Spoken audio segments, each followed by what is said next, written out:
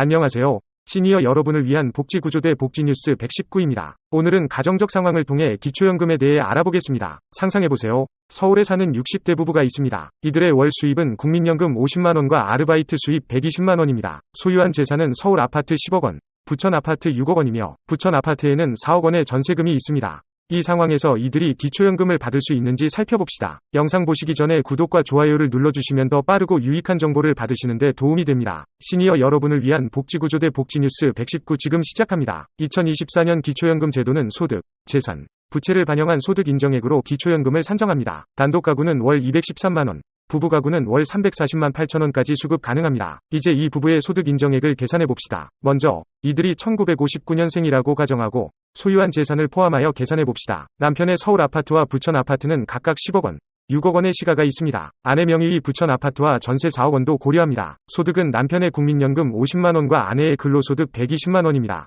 중고 승용차 가치도 계산에 포함합니다. 주요 포인트는 각각 아파트를 소유하고 있다는 것입니다. 일반적으로 지역별 기본 공제는 한 차로만 가능하며 여러 채 집을 소유하고 있다면 주민등록상 주소를 기준으로 한 번만 공제할 수 있습니다. 그렇다면 이 부부의 경우에는 서울과 부천에 각각 아파트를 소유하고 있기 때문에 한쪽만 공제해 줄 것인지 선택해야 합니다. 그렇기 때문에 서울 아파트를 기준으로 하면 1억 3,500만원이, 부천 아파트를 기준으로 하면 8,500만원이 공제됩니다. 이 차이는 기초연금 산정에 중요한 영향을 미칩니다. 이제 계산을 해보면 근로소득인 120만원에서는 기본 공제인 110만원을 제한 후 추가 공제의 30%를 적용해 7만원이 됩니다. 다음으로 국민연금 50만원은 기본 공제가 없으므로 그대로 50만원이 됩니다. 따라서 이번에는 근로소득인 7만원과 국민연금 50만원을 합산하여 57만원이라는 소득평가액이 나옵니다. 이제 재산의 소득 환산액을 확인해 보겠습니다. 서울의 아파트 시가 표준액인 6억원과 부천의 아파트 시가 표준액인 3억 5천만원을 합산하면 9억 5천만원이 됩니다. 여기에 소유한 승용차로 약 2천만원을 추가하면 9억 7천만원이 됩니다. 여기까지 계산해 보시면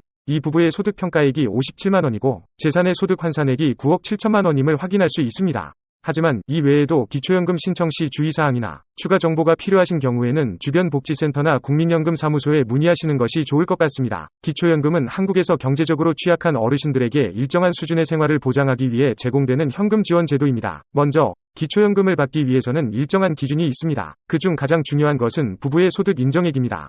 소득 인정액은 소득평가액과 재산의 소득 환산액을 합산하여 구합니다. 먼저 소득평가액은 개인의 근로소득과 사업소득, 배당소득 등 다양한 소득 항목을 고려하여 계산됩니다. 이를 통해 얻어진 소득평가액은 기초연금 신청자의 소득 상황을 파악하는 데 사용됩니다. 재산의 소득 환산액은 부부의 부동산 소개액을 기준으로 한정된 부분을 부채로 공제하여 계산합니다. 예를 들어 대도시 기준 1억 3,500만원을 부동산 가치로 설정하면 일반 재산은 8억 3,500만원이 됩니다. 그리고 부천 아파트의 전세보증금은 부채로 공제됩니다. 하지만 해당 부동산 시가 표준액의 50%까지만 부채로 인정받을 수 있기 때문에 부천의 시가 6억원에 대한 50%인 1억 7,500만원만 부채로 인정됩니다. 따라서 일반 재산 8억 3,500만원에서 전세보증금 1억 7,500만원을 공제하면 6억 6천만원이 됩니다. 이를 4%의 소득 환산율로 곱하고 12개월로 나누면 부부의 재산의 소득 환산액은 220만원이 됩니다. 그리고 이 소득 환산액을 소득평가액에 더하여 얻어진 금액이 소득인정액이 됩니다. 이 부부의 경우 소득평가액 57만원의 소득 환산액 220만원을 더한 277만원이 소득인정액이 되며 부부가구 선정 기준액인 340만 8천원보다 적습니다. 이에 따라